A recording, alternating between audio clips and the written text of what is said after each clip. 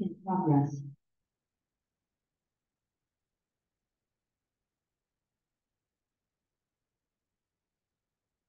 Let's go to Esther chapter 8, verse 1 for our scripture reading, November 16, around 7:30 in the evening. Let's read verse 1.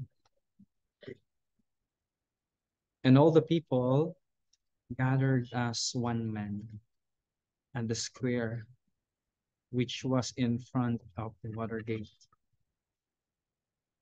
And they asked Ezra, the scribe, to bring the book of the law of Moses, which the Lord had given to Israel. This is the word of God. Praise be to God. So in the New Testament, specifically in the book of Ephesians, the word of God is telling us that the church is one. We are baptized in one spirit. In one baptism, we have received one spirit, and that is the Spirit of the Lord. And we are considered as one body in Christ. And this verse, mga kapatid, na pag-usapan natin, this passage, will give us a sense of meaning. Kung ano ba yung ibig sabihin ng pagiging one. And the title of our scripture today is The Church, One in the Word. The Church, One in the Word. So makita natin, we have one baptism, we have one Spirit, we have one leader, we have one God and Savior, the Lord Jesus Christ. Ang pagpapakita po nun na tayo din ay isa kapag tayo po ay nag-i-stand as one in the Word of God, mga kapatid. Kapag tayo po ay merong desire for the Word of God, mga kapatid. So makita natin in chapter 7, verse 73, taas lang po niya ng chapter 8. Actually, ang context is that tapos na yung wall. No? Nehemiah is about rebuilding the wall, the broken wall of Israel, Jerusalem. Natapos na po ang lahat, and after they have rebuilt the wall, ang mga tao sa Israel ay nagsettle na sa kanilang mga towns and cities. Tapos na yung wall, okay? So babalik na ang iba't ibang mga tribo ng Israel to their towns and cities. Ibig sabihin na settle nila ang general concern, mga kapatid, and that is rebuilding the wall. Ang second nilang settle is yung kanilang personal, that is yung kanilang towns and cities. Kailangan lang bumalik doon and to build their own cities. Siyempre, hindi nila nakakalimutan ang pagsisettle ng kanilang buhay sa Word ni God. General concern, rebuilding the wall. Personal concern, living in their cities. And centered is yung kanang settlement sa Word ni God. Ibig sabihin, yung establishing nilang buhay nila pagdating sa salita ng Diyos. Interestingly, mga kapatid, makita natin in chapter 8, yung ating scripture reading in verse 1, all the people gathered as one man. All the people gathered as one man. Na nagpapakita na kanilang unity. Unity for what? Chapter 8, verse 1. Unity for what? Makita natin verse 1 ulit. They asked Ezra, the scribe, to bring the book of the law of Moses, which the Lord had given to Israel. They are united sa isang bagay. They seek the word of God together. Together.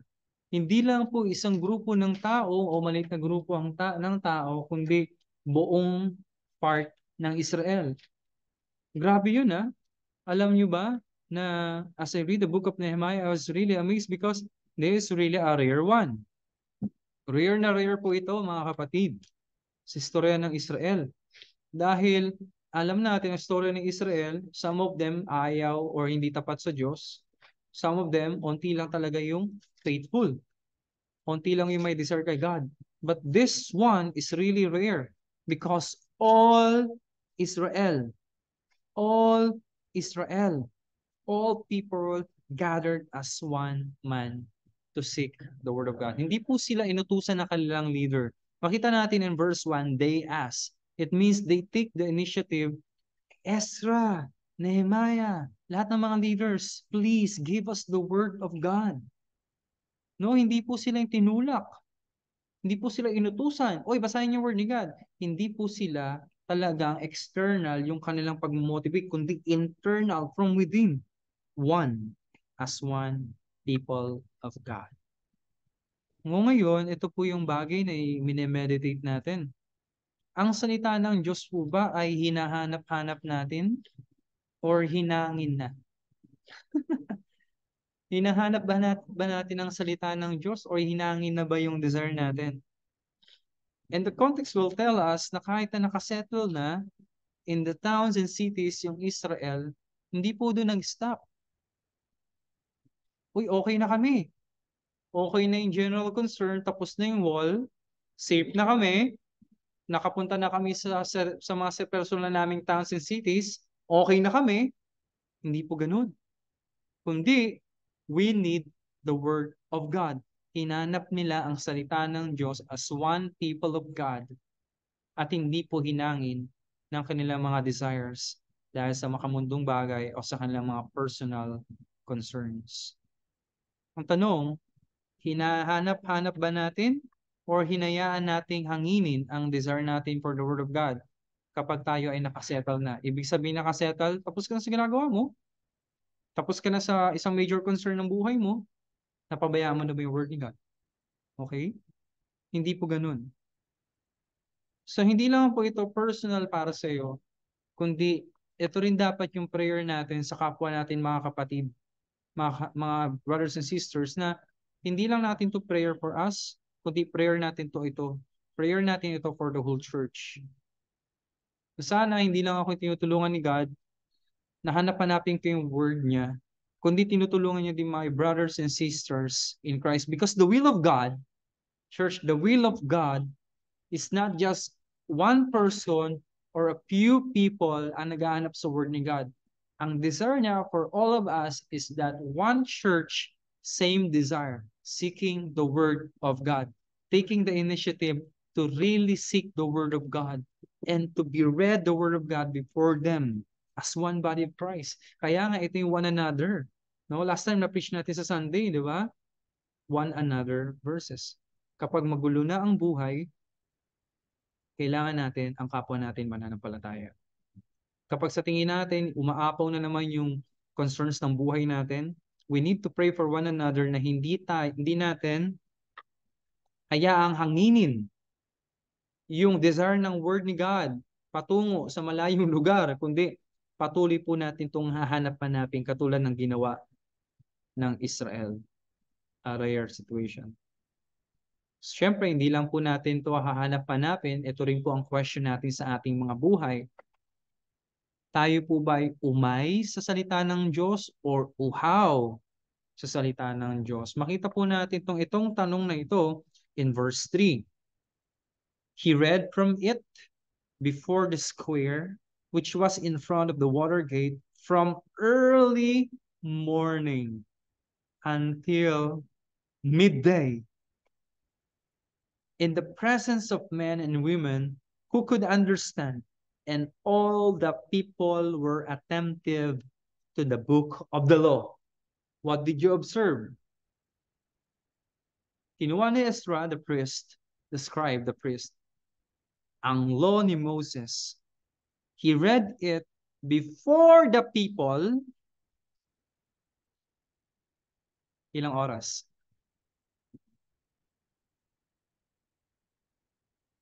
From early morning until midday. Ilang oras kaya yon?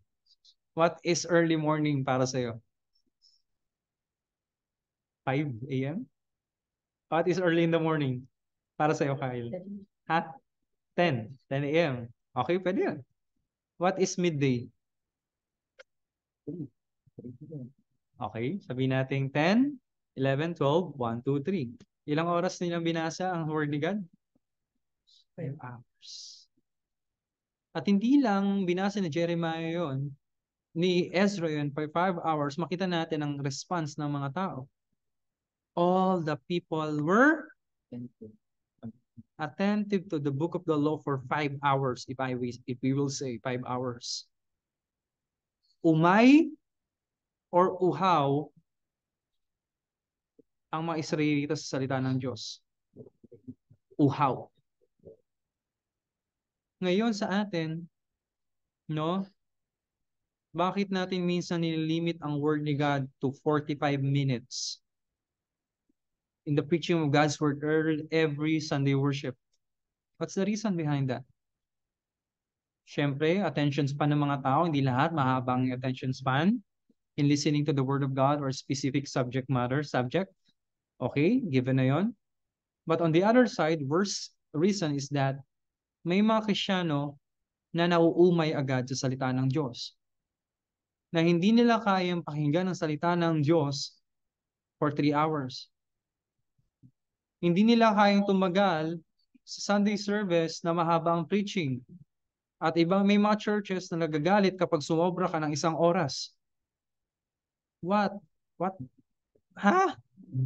Bakit? Dahil pupunta pa sila sa SM after ng worship service. Dahil meron pa silang gagawin after ng worship service. Meron pa silang sariling agenda after worship service. Meron din silang kaumayan sa salita ng Diyos dahil ang desire nila more is that worldly things rather than the Word of God. Imagine this, early morning unto midday. Hindi sila uhaw. Uhaw sila.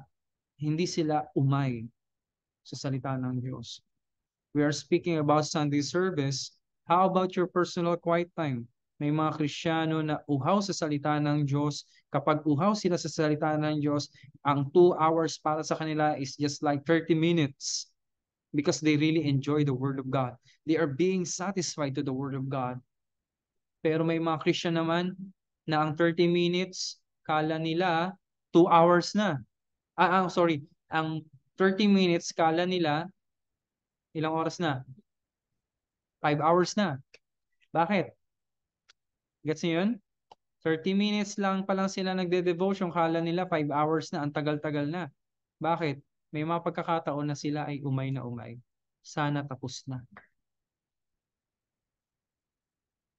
Ito ang nagpapakita mga kapatid na dapat po tayo baguhin ng Diyos. Kailangan natin maging uhaw sa salita ng Diyos. If we're going to be one in the Word of God, kailangan natin ipag-pray ang ating mga sarili, ang ating mga kapwa mananampalataya. Lord, nawa ang katabi ko sa worship service ay hindi madaling maboring. Nawa yung katabi ko sa worship service, mga kakilala ko sa simbahan, hindi madaling maumay sa kanilang personal devotion. Pag umay ka, ayoko na, nakakasawa. Pag umay ka, boring. No, pag umay ka, hindi ka nasasayahan. Oh, grabe to. For 5 hours, they were attentive to the Word of God. So sa atin, hinahanap natin ang salita ng Diyos. Uhaw tayo sa salita ng Diyos bilang isang simbahan. At pangatlo, kapag kaharap ba natin ang salita ng Diyos, nag-worship ba tayo or no effect sa atin? After reading God's Word, tingnan natin to, mga kapatid. In verse 5, Ezra opened the book in the sight of all the people, for he was standing above all the people. And when he opened it, the book of the law of Moses, which the Lord had given them, when he opened it, all the people stood up. Wow. Reverence. Diba? Kapag may dumadaan na tao, diba, na mataas ang posisyon, tumatayo tayo bilang pagpapakita ng ano? Paggalang. Ganun pala yun. Diba? Bakit tayo nakatayo every time na scripture reading? Pagpapakita ng paggalang natin sa Diyos. So nakita natin in verse 6, then Ezra blessed the Lord, the great God, and all the people answered, Amen, Amen, while lifting up their hands. And then they bowed low and worshiped the Lord with their faces to the ground. Bowing down to the ground with our faces to the ground is not a Muslim or Islamic practice. It is a Christian practice. Paano bowing down to the ground with your bowing low with your face under to the ground like this? That is not an Islamic or any kind of religion practice, but primarily it comes from Christian. Sa ating mga Kristiyano, taas na ng kamay, yang-iya mag-worship. Papalakpak na nga lang, walang kagana-ganang pumalakpak. No? Magbabasa na nga lang ng word ni God, parang ayaw pang tumayo, pagod daw sa biyahe. Paano tayo mangyari doon? No? Sila, mga kapatid, talagang yumuyuko sila. Pinakamababang yuko. No? Bakit to the ground? Alam niyo ba kung bakit to the ground? Alam niyo ba kung bakit to the ground? Kasi yung concept noon, walang nakakakita sa Panginoon na nabubuhay. Sobrang holy ng Diyos. Ganun din sa salita ng Diyos dapat. Tinitreat natin na napakataas. And you are saying to yourself, Lord, I'm not worthy to hear and read God's word. I'm not worthy. Parang ganun yun eh. Di ba? Ganun dapat kataas yung trato natin sa salita ng Diyos. Mga kapatid. Ayoko. Ganun. No, pero Lord, thank you. Ganun yung ating talagang attitude sa Panginoon. Nakakalungkot mga kapatid. May mga Kristiyano ngayon na hindi na binavalue ang Bible verse. Wala nang effect sa kanila ang pagbabasa ng salita ng Diyos. Ang pagbabasa ng salita ng Diyos sa kanila parang ordinary practice na lang. Ang pagbabasa ng salita ng Diyos sa kanila parang less priority na lang po, church. Church, mapapansin natin, binasa pa lang ang salita ng Diyos sa kanila. Sobra na ang humility, sobra na ang pag-worship nila kay God. Binasa pa lang yun, ha? Hindi pa po ito pinipreach. Hindi pa tinuturo sa kanila to.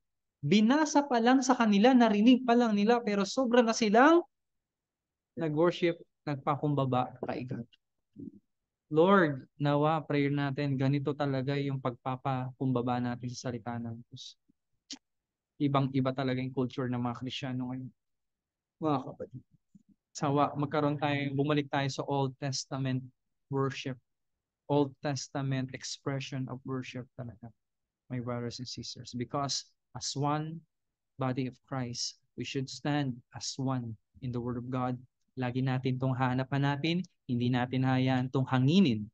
Kailangan lagi tayong uhaw at hindi tayo umay sa salita ng Diyos.